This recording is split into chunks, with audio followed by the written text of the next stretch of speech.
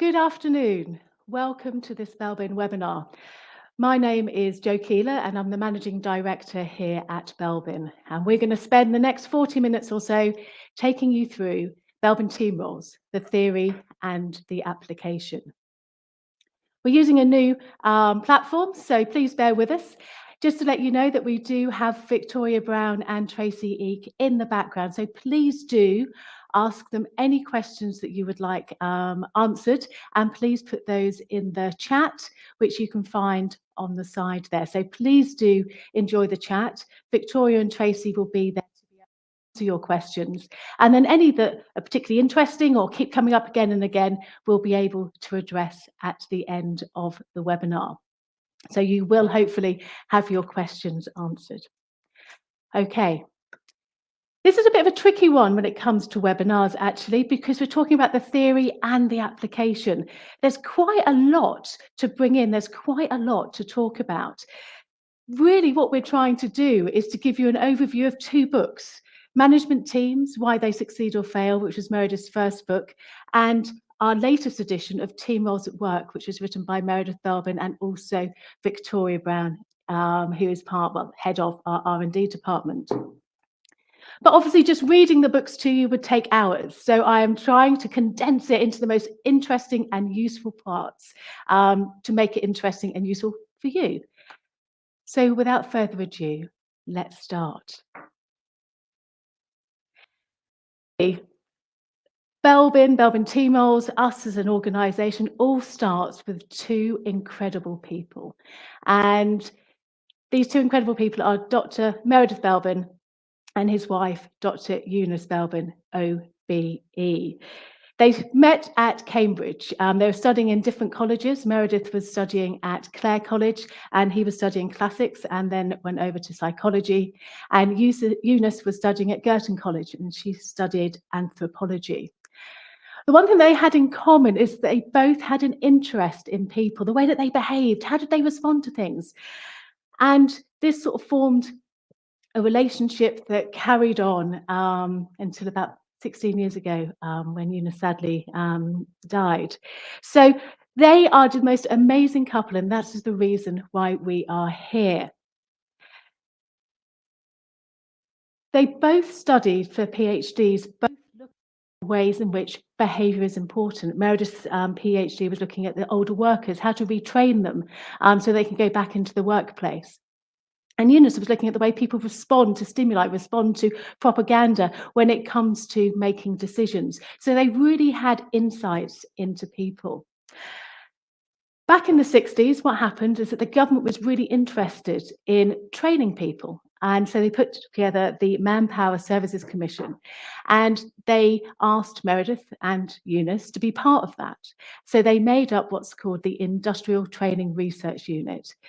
This was based in Cambridge, and it was all about researching working how to train people, how to ensure that companies had the right training in place to make the most of their employees. I'd just like to point out a very interesting fact here that Eunice was actually Meredith's boss. Very, very frequently glossed over, but she was in charge. She was the one who decided what was going on. She was the one who had the meetings and decided the strategy of the research that they were doing. And it was her work that she carried out as part of this sort of studying the way that people were retrained, is what actually gained her the OBE. So they formed the Industrial Training Research Unit, and this is why, and this is how the story started. Because at the same time in the 1960s, Henley Management College was the oldest management college in Europe, and it was spending time helping managers become better. It was running courses that allowed managers to understand how to manage more effectively and to move into those upper reaches of management. There's a picture of Henley here. I have to say it is beautiful. I've been several times with Meredith, and wow, what a place to go to be able to learn from each other and to be able to develop your skills. One thing that Henley did do incredibly well is they're also, I believe, the first management college to work in terms of syndicate working. So instead of lectures, they brought people together and they learned by sharing experiences and learning from others. So they were putting people together to be able to learn. And when they looked at these syndicates, they realized that some of these syndicates were working really well and some of them weren't. And they were a bit bemused by this. They wondered why, all these people who were attending were all managers. Why did some managers work better together than others? So they wanted to have a look at this. So they put together a game to be able to determine what it was that made people successful when working together. And although they put this exercise together, it was a week-long exercise where they had all these managers and they were carefully selected. There's a balance of experience, a balance of background. There's bankers, scientists, civil servants, people with industrial experience. They were kind of in their late 30s, actually, and they were all together. And they thought, right, we'll balance them in terms of this experience and we'll be able to work out what is it that makes them work better together? What is it that gives them an outcome? During this game, they still actually weren't much the wiser. But what they did have, instead of this gut feel of thinking that things weren't working and, oh, how can they respond to that, is they actually realized that during this week-long game, there's an outcome. So they could measure an output. Which of these companies, they put together companies, which of these companies did well, which ones not so well. They had a tangible outcome measure. But they still didn't really understand the link between what was going on and the output. And this is when they contacted the Industrial Training Research Unit. This is when they got Eunice and Meredith and the whole team there and to ask them, why is this? Why do some of our teams work and why do some of them fail? They were flummoxed. In theory, they should all work brilliantly because, my goodness, they had very good managers. What was it that was affecting that output? I think what you're gathering here at this point is that this was quite a scientific approach. There was a practical problem, and they were going to solve it using practical measures, scientific measures of different hypotheses coming back and back again to see whether or not they understood the link between the output and the input. This is something that was carried on over many years. What kind of team did they have at the Industrial Training Research Unit? I was just chatting with Meredith, actually. He's still in the office most days, even at the age of 97. And he said, please mention that we had a really diverse range of people working on this project. They have Jean Fisher, who was a leading anthropologist. She was actually an expert in studying the role of women in Kenyan tribes. So such expertise when looking at behaviour. We also had Bill Hartson, who at the time was the British chess champion. So much intellect involved there as well. Many other people, we had great psychologists, and also people who are really interested in HR. We had a great pool, let's call it a great pool of brains and enthusiasm and curiosity that was set on this project. So what did they do? What could they measure? They could measure the output. What input could they measure? So Meredith and his team basically found out as much about the people who were taking part in this exercise as possible in this particular course as they could. They needed to get as much data as possible. So what data did they get? Well, they wanted to find out the personalities of the people who were there. So they used the 16PF, that's Raymond Cattell's 16PF, which is a very well-respected tool to find out an individual's personality. They also developed the personal preference questionnaire. Now, this was developed alongside Bill Hartson, actually did a lot of work here, and it's a way of finding out the things that people value. What is it that they hold dear? What does the world look like according to them? And it's a great question. It takes a heck of a lot of marking because it's all about understanding construct theory. If any of you are aware of construct theory, this is what it's based upon. Everybody also undertook the Watson-Glaser critical thinking appraisal. And this is a quick, consistent, accurate measurement of people's ability to analyze, to reason, to interpret, and draw logical conclusions. So it's a real measure of somebody's abilities to think in a certain way.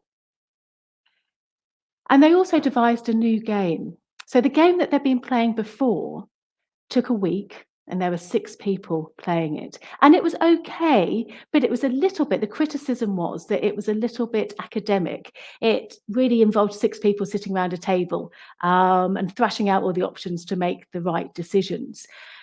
And it wasn't necessarily that true to life. In fact, they found that when this was happening, some people were just wandering off quite bored and looking for relationships elsewhere. So they devised a new game called Teamopoly, which only took a day and had 4 people per team. This game was far more interactive, it was far more fluid. The people who were facilitating could make changes as and when needed to more fairly reflect real life. And whilst this game was going on, they also decided to undertake what we call Bayes' analysis. Say this is probably my a bit at the bottom of the jobs that I would be given in the Belbin office, because it requires people to observe what is going on. What is going on with those people as they are playing Teamopoly? And it's not just a general, oh, they spoke a lot. They are making comments every 30 seconds. That's every half a minute, to see what type of contributions people were making. Were they asking? Were they informing? Were they proposing, opposing? Were they delegating? Were they building? Or were they commentating? So they're working out what type of contribution each member was making during Teamopoly. And remember, this is before spreadsheets. This is before really computers were there. This is all on hand. We've still got them. This is still on handwritten notes and pencils, observing and writing. This is the original data, just not as accessible as it is now. So I still smile at myself when I think of Bayes' analysis. You need such a skill set to be able to do that. Why they did that is so they could kind of work out how to characterize each member. So the people who were doing proposing, what was their personality like? What was their PPQ? They're really trying to characterize everybody within that team. So they'd set it up. They had measured all of the inputs.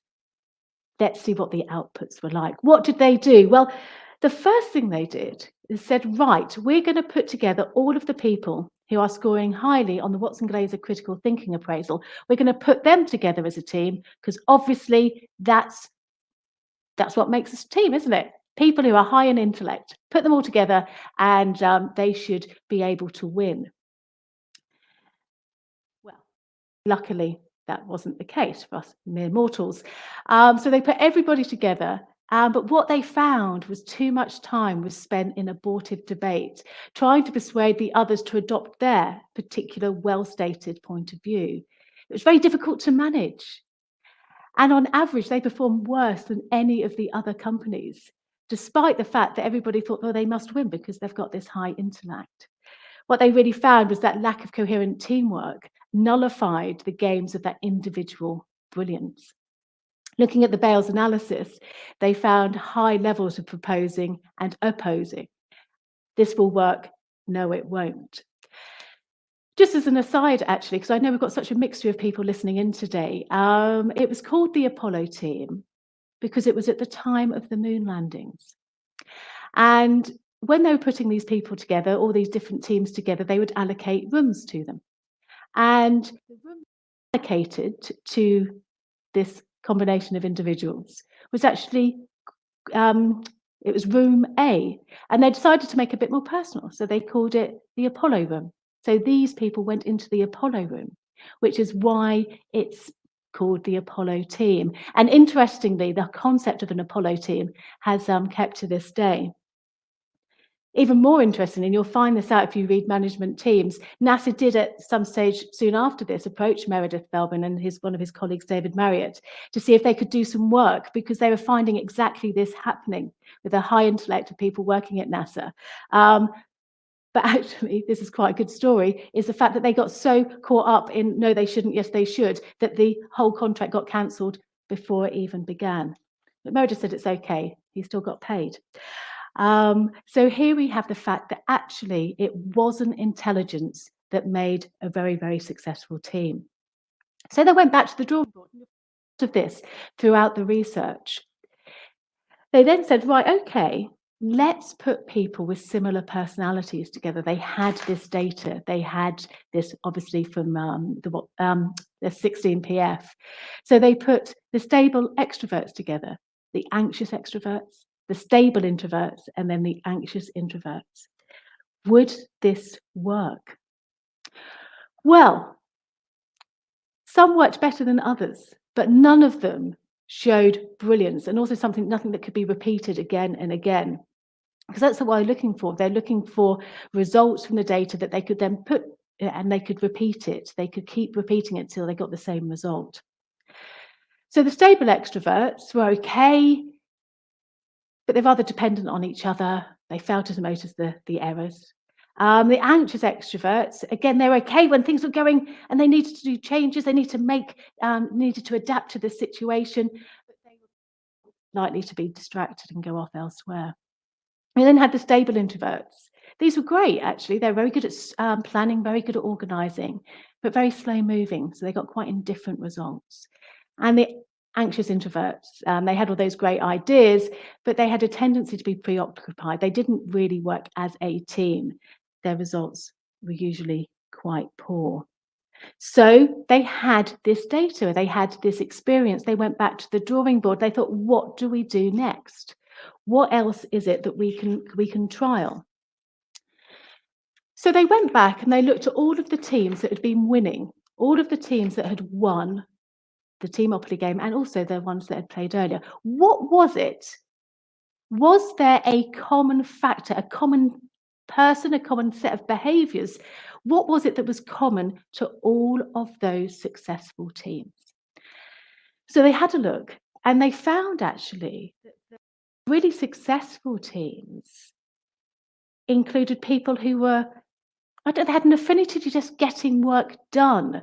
They could work swiftly within an organised fashion. They found they're quite conscientious. They were aware of external obligations. They had a sense of self-image. It gave them a lot of sort of internal control. They were conservative with a small c, in the sense of being respectful of existing and established conditions. They weren't going to question the status quo at all. They found that this cluster of behaviours was actually evident in every one of these successful teams. They had, in fact, found the team role of the implementer. They had found those practical, reliable, and efficient ones, the ones that turn those ideas over here into practical action. And they organise the work that needs to be done.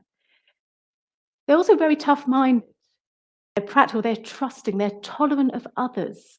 And most importantly, I think when it comes to this implementer team, or this cluster of characteristics, cluster of behaviours, is that they did work that the organisation needed them to do. Not what they wanted to do, not for which they would get any personal glory, but for which the organisation needed them to do. They did work for the company. Brilliant, they thought.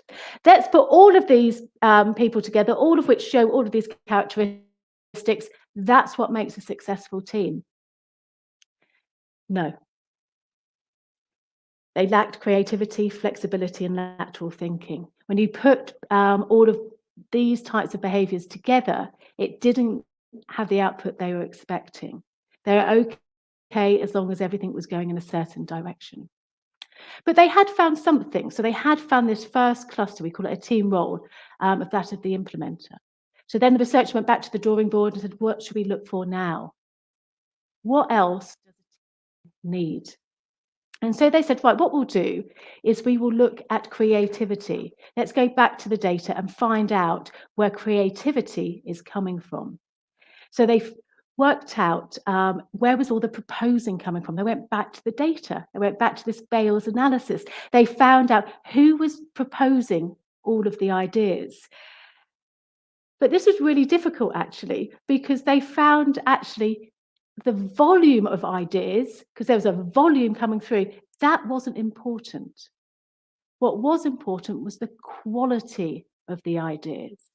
So they then went back to the data again and looked for that aha moment. Where was the breakthrough? What was the idea that led to a breakthrough in the way of thinking of this team? I think that's quite an interesting one just to ponder on there for a second. They found that it wasn't the amount of ideas which were important, but the amount of good ideas. It was trying to great ideas in a general sense to the ones that really were making a difference. And they found, actually, looking at the data, a cluster of characteristics of when this proposing of a good idea actually happened. And they got quite excited and they looked at it and thought, oh, we've got a formula here. And then they realized they'd just identified Catal's formula for creative disposition had already been discovered. But it's okay, they found out the same thing. What they found was a cluster of behaviors, and they'd actually found the next team role, that of a plant. The creative, the imaginative ones, free thinking, the ones that come up with ideas and solutions that haven't necessarily been thought of before, quite unique. Each of these roles they found actually not only had a strength, but also a weakness. They also found that this cluster of behaviours was sometimes a bit preoccupied with what was going up here to actually communicate effectively. And they found that the companies that did best were ones that were able to do something with these ideas and practically implement them. It was all very good having lots of the ideas from the plan, but the really successful companies, the ones that were able to do something with it. Again, when they did try to put all of the plant behaviours together, that didn't work because everybody was off with their own ideas without anybody to actually do anything with them. So we found the plant role. And then they went back to the data because they found something that was quite interesting. They were quite puzzled because some individuals were proposing ideas that provided a breakthrough, but they didn't fall into the same category as the plant. So the plants tended to be quite high IQ, they were quite introverted. And actually, they found that some people were proposing successful ideas that didn't fall into that mold. They were quite extroverted. They had quite average scores on the Watson Glaser, but they were also quite sociable. They had a lot of enthusiasm, had low anxiety. They were inquisitive, stable extroverts. They'd actually discovered the next team role. They discovered that of the resource investigator, who was bringing creativity to the team in a different way. They're the ones that really brought something with close involvement with other people. So it's that extroversion coming through there. They left no stone unturned. I love this. They found treasure in unexpected spots, and they brought in ideas from outside of the team. They were the ones talking to other people in the corridor, other people who were working. They're the ones who weren't just sitting there. They're the ones that had wandered off, and they were finding out what other people were doing and bringing it back to the team. Okay, organised ones, creativity. What should they look for next? Well, they decided to look at who was the chair, who was taking the chair team. They looked really at the leadership of the team. What did they find? What was it about the one that took the chair that made them a successful chair? So that's what they did. They looked at the winning teams and they looked at those who looked at the chair of those winning teams to see what it was that made them successful. And they found it quite interesting, actually, because it's not a simple concept, is it? Because the leadership, it can mean so many things. Is the best leader the one who's the most acceptable, that everybody got on with? Was the best leader the one who was actually more involved in reaching goals? So this wasn't clear cut, and they spent quite a lot of time working out those clusters of behaviours that actually were relevant to the leadership of the team. The first cluster they found was that of the coordinator. They were the ones who were quite mature, they were confident, they could identify the talent around them, and they could delegate accordingly. They didn't flap. They were quite calm, they were never flustered. They sort of had this air of everything's fine. Some of their weaknesses are that they can be seen as manipulative. They sometimes offload their share of work. But this is what we found. They were quite trusting in nature. They were high dominance. They had a practical realism. They had self-discipline, and they were naturally enthusiastic, which helped motivate. And they had a strong and moral commitment to achieving goals. I love what Bill Hartson wrote here, and I'm just going to quote this here. It's been so difficult just to not just quote at you actually throughout this whole webinar. There was somebody who was tolerant enough to always listen to others, but strong enough to reject their advice. What they also found with the coordinator, it was really important. If you looked at the average marks for on the Watson-Glaser critical thinking analysis, when you look at that, they needed to be above average, not too above average. They needed to be able to hold their own, but they didn't need to be massively above that, just as long as it was above the average of the team. So again, they went back to their data, and also they took this back to industry. Is this something that we can see? Because they're going to and from Henley every time this went on, over 9 years. So they're able to implement and observe what they thought they'd seen so far in the games that they were putting together. And they came up with a little bit of a quandary again, because they thought, hang on a minute, these exercises are full of really high-performing managers. These are full of people who are already really good at their job. And yet there's some people who aren't falling into this coordinator mold, but we know make strong leaders. So they went back to the data. And they actually found that there were some leaders who were quite extroverted, but they had that nervous energy. And also they had a need for achievement. And what they discovered there was shaper. And they drove things forward. They challenged, they argued, they disagreed. They got very prone to frustration. They got fed up with things were slow moving.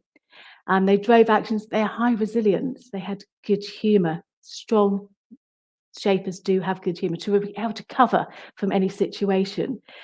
They were very competitive. Winning was the name of the game. So very much they galvanised the team into action. What they did find actually is sometimes the coordinator role was needed and sometimes the shaper role was needed. It really did depend on where the team were at the time, depending on what type of leadership style. They also put the shaper roles all together. No, it's blood on the walls, apparently. There was just too much competitiveness for them to be able to work well together as a team. Okay, so we have the organised, practical, hardworking, disciplined.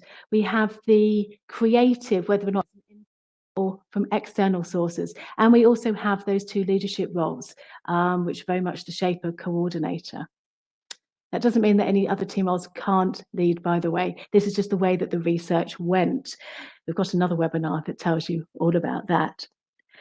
So then they decided what was the question they should ask next, and that was who should take the position of deciding which way forward, which direction the team should go, which ideas that the plant and the resource investigator were giving to the team, which ones are any good, who should that fall to? Because historically that would fall to the person in the chair, or it seemed to be, that's where that would fall, to the person who's in that leadership position. But that wasn't actually what they found. They found another cluster of behaviours. They found that of the monitor evaluator, and they're the ones who had a high level of mental ability, combined with this wonderful sort of disinterested detachment. They took all of the emotion out, and they were able to therefore make really strong decisions. And they came to the fore at critical times. So it wasn't they were always sort of leaning into the team, they were very often leaning out. But the most successful teams realised when that contribution needed to be made.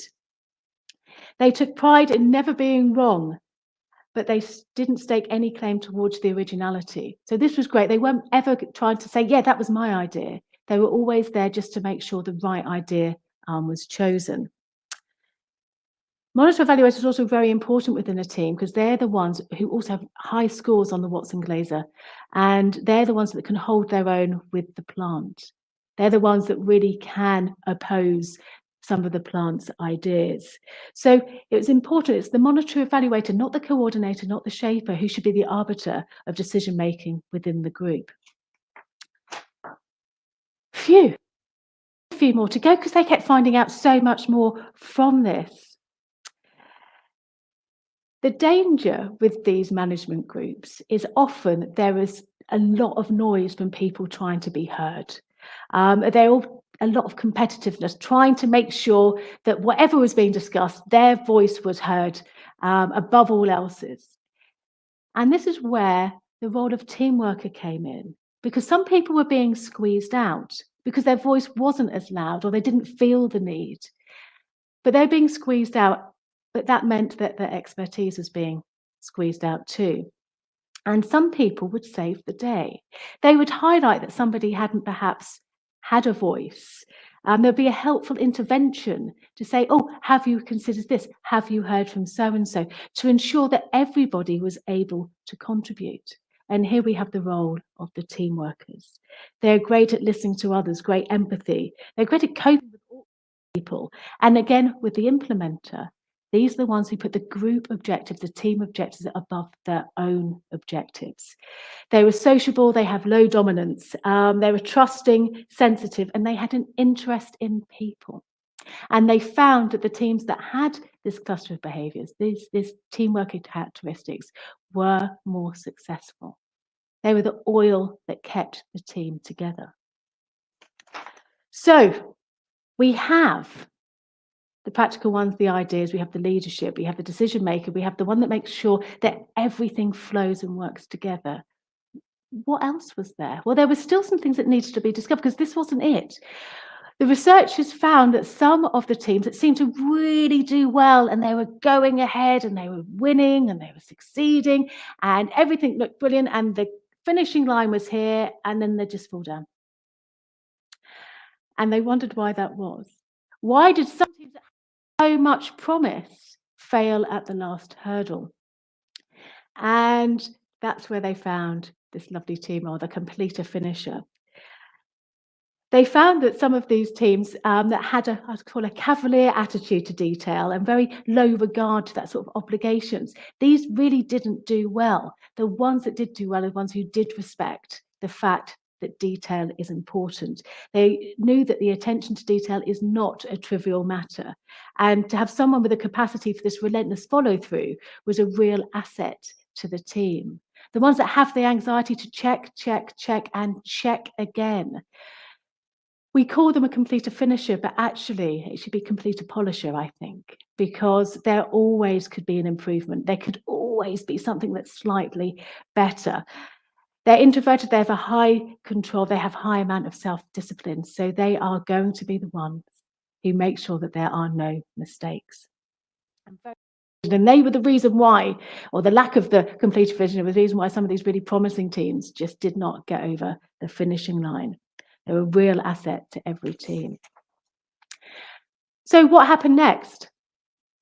They took everything back into industry. They took all of their findings back. So they spent 9 years at Henley, 9 years going, I think over 250 teams went through this process, which were analysed, the Bales analysis, the 16PF, all of this data. And it got to a point where Meredith and his team could actually predict the outcomes of these teams with an accuracy of over 80%. So they were able to look at this data, identify these team roles and say, yeah, these teams are going to do really well. These teams not so well.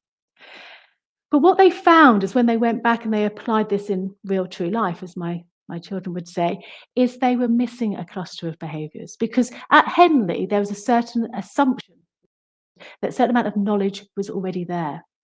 But that's not the case when you are working. And this 9th team role was found, and it was one that has a love of learning, the one that loves to take a deep dive into quite a particular subject area. Personally, I'm not that keen of the term specialist because I think it denotes a job title, and this has got nothing to do with job title. This is to do with an approach to learning.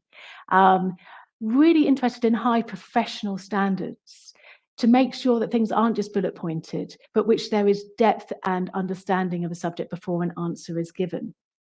So absolutely critical when it came to implementing this within organisations. This went into Cadbury Swept, ICI, other big organisations right from the start. So they spent all this time at Henley, and of course there's a case about staying one's welcome after a period of time. So they're there for 9 years, over 250 teams were analysed. They then took it to other places around the world, and they actually had 3 tours of this in Australia. and they were able to work with their colleagues there at the training colleges in Australia to see if this bore true. And it did. They kept repeating it and getting exactly the same responses. So here we have it. We have 9 team roles, each of which 9 clusters of behaviors, each of which is required for a team to be successful. They knew what the outputs were, and then they now understood what the inputs were as well. And this was done over a period of testing, retesting, going back to the drawing board, and working out from all of this data, what was it that made some teams succeed and some fail. Here we go. There's Meredith Belbin there. So in other words, they found these clusters of characteristics identified by Dr. Meredith Belbin's research as being effective in order to facilitate team progress. Absolutely. Nobody is perfect, but a team can be. And this is very true, isn't it? Sometimes we expect people to do everything, but what the research shows is that you can't expect people to be brilliant at everything. But you can expect a team to be. If you understand the team, if you understand the behavioral attributes of that team. So what does make an effective team? Well, we need all of those 9 behaviors. We need all of those 9 team roles. We don't necessarily need them all of the time. We'll talk about that later, but they need to be there. And it's all well and good you understanding your team role contributions, but you also need to understand those of the people in the team with you. There has to be a level of understanding of the strengths that everybody is bringing to that team, mainly so that you can build up relationships that really do build on those strengths and minimize the weaknesses that may happen. Other things that actually good team members need to have is not only understanding of your roles and that of others, but understanding when to play each of the roles, understanding when it is critical for you to make your contribution. To be flexible as well. You're not always going to be playing the same role all of the time. You need to say, I'm playing this role right now. Because remember, there are only 4 people in the teams at Teamopoly, and there are 9 team roles. This means that they noticed that people were playing multiple roles. And it's understanding when you need to play them and which ones you are playing, which is also so important to make those teams effective. Each team member also needs self-restraint. You need to know when to be able to say no after you. No, you are a stronger example of a completed finisher. After you, I will help you. Let me know how I can support you, but not to try and take everything on yourself. And actually, within a team, it's really important for team members to say, no, that is not my, which allows other people to fill the void and also really does pinpoint sort of those training needs within a team. If there's a gap, what are you going to do as a team to be able to fill those?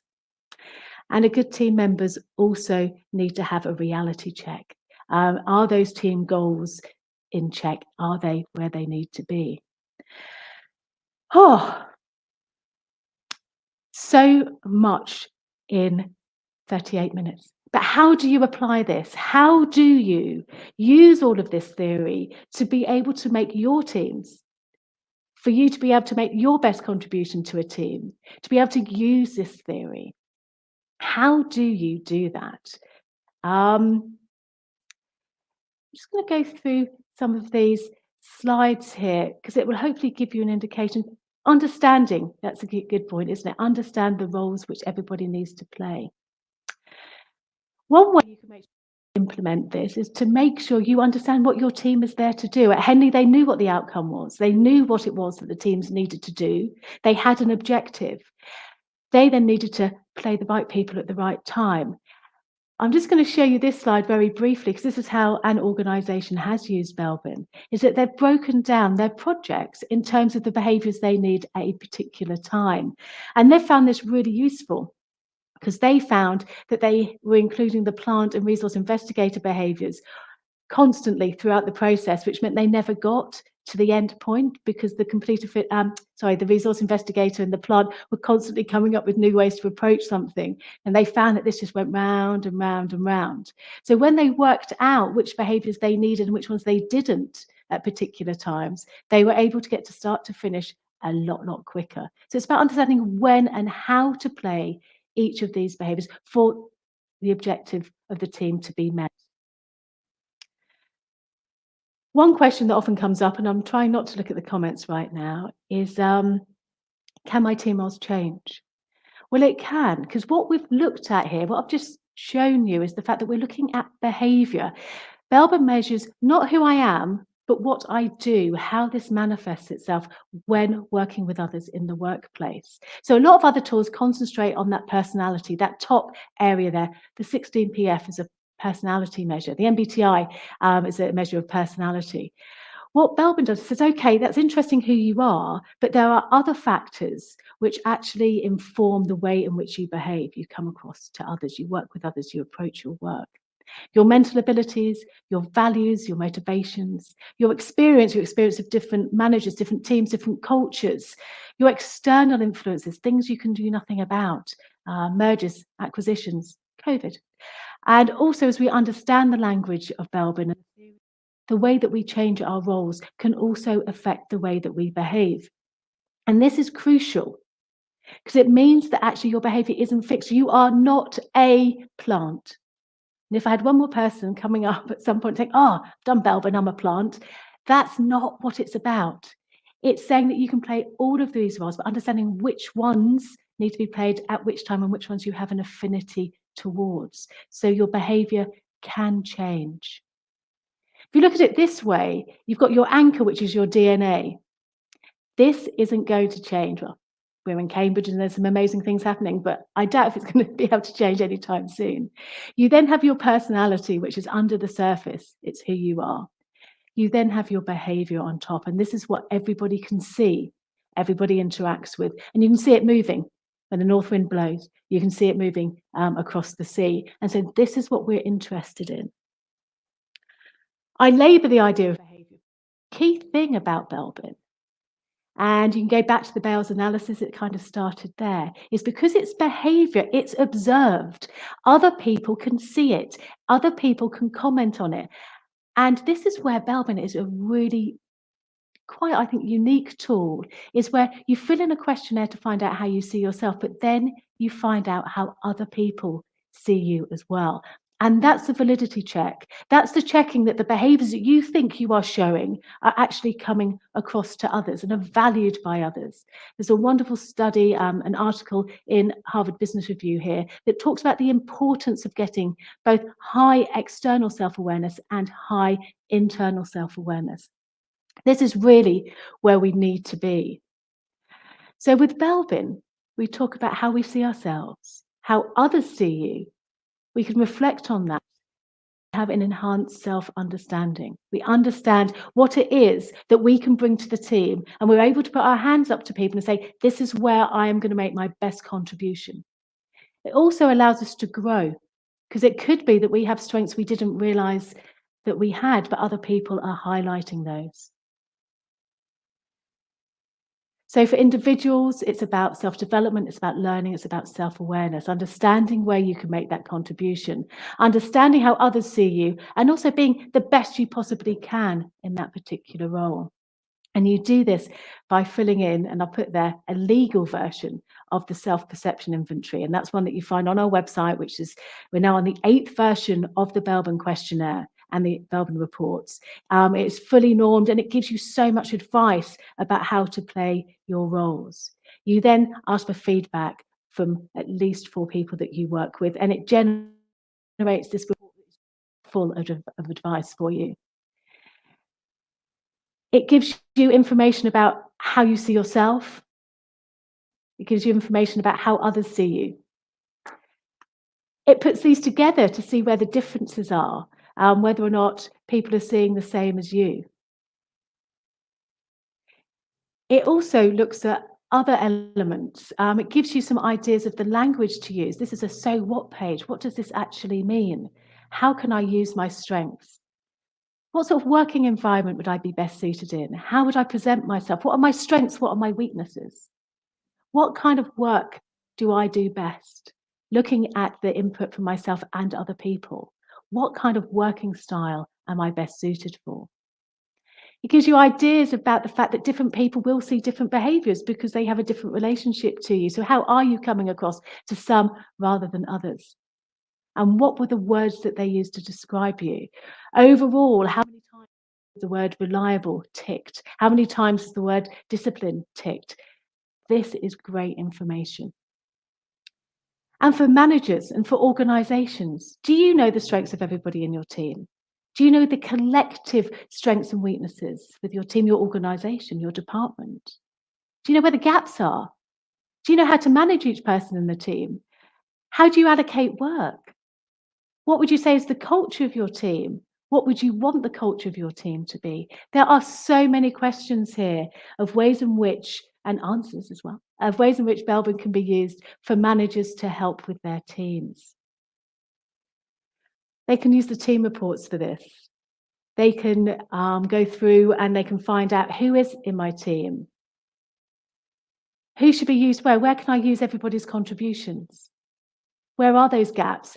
God, every team session starts with this team circle. Where are those overlaps? What do I need to look for the future? Do I have a big gap between one person and the average for the team? Who are the strongest examples? What does the culture look like? What are those words collectively used for everybody? So Belbin can be used by individuals to help them understand the contributions that they need to make, and also by managers to make sure that they are allocating the right people to the right tasks at the right time, and that they have all of the team role behaviours that they need for that to happen. Why is this important? Well, because teamwork's really important. Teamwork is critical. The ways in which you work together in teams is going to be an indication of the success of your organizations, because teamwork is needed. There's so much research out there that tells you about the importance of working together as a team. And as Meredith would say, really simply putting people together and expecting them to work as a team is not enough. So let's start right back from the beginning there. 9 years of research, then repeated in Australia, showed that for teams to be really successful, there needs to be 9 different clusters of behaviours available to everybody, 9 team roles. They're not all of it needed all at the same time, but you need to understand when each team role needs to be played, depending on what the team is there to achieve in the first place. How do people find out which of the team roles they need to bring to the team? They fill in the self-perception inventory and they ask for feedback from others, because that is crucial.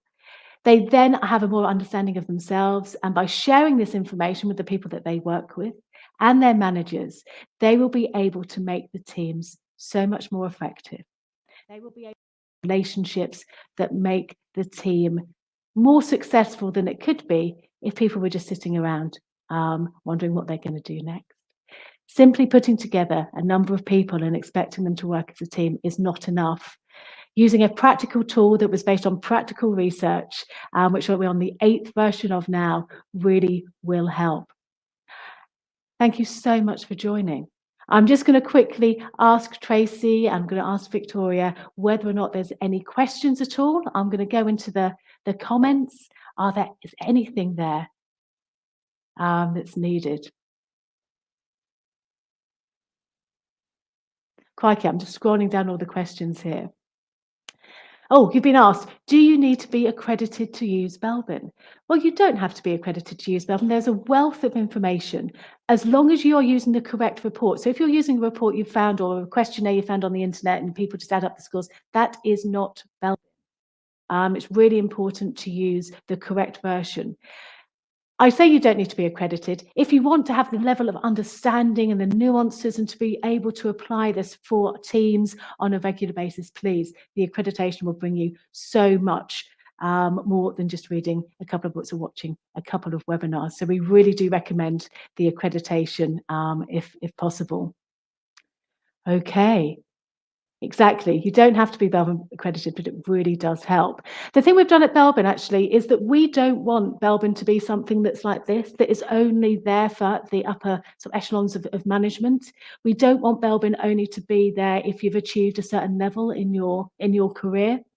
We want Belbin to be available to everybody. And because we want it to be available to everybody, that is why we've put so much research and so much time and so much effort into the content of the Belbin reports. So anybody can go on our website, anybody can get the credit card out, and anybody. Well, however, if you wanted to then use that information as a manager or as an HR consultant, as learning development, then we really would recommend that depth of knowledge to become accredited. But we do not want Belbin only to be available to a few. We want it to be available to all. What makes a good observer? Somebody you work with, somebody you trust, and somebody who's worked with you in lots of different areas. Somebody who's not scared of your response. We sometimes find that people are just very complimentary because they're worried about how it's going to come back. So there has to be a trust element there. Somebody who's going to be quite discerning. The idea with the observer assessment is they have two lists of words that they can tick. List A relates to all the strengths of the team roles, and list B to all of those associated weaknesses. We want people who are going to tick the weaknesses as well as the strengths, yeah, but not do too many ticks, not try and tick everything, because something we're not thing. We need to work out what that is. So people that you've worked with for at least 3 months and are going to be discerning and you understand why they're doing it. I think that would be a really good thing to say. Okay. Any other questions at all? Russell there just said he is accredited and has always had great results with light bulb moments. I think that's why we love what we're doing, because whenever we work with a team, we get a light bulb moment. Somebody suddenly understanding why that relationship with somebody wasn't quite working, or why the teams always came up with the same problems. Understanding the contribution that people needed to make, but perhaps they hadn't been given permission to make it. All of these things make to some fantastic light bulb moments. Thank you so much for sharing that. Okay, so thank you so much for staying with us for a whole 51 minutes. If you need anything, we're here and we answer the phone. We don't have a press one, press two. So if you'd like to call us, please do. We're in the UK, we're in Cambridge. Our phone number is there. Or just write an email, team@belbin.com, or go and explore the website. There really is a range of resources for you. Please, we would love you to help you help your team. So thank you very much indeed, and thank you for joining us. Goodbye.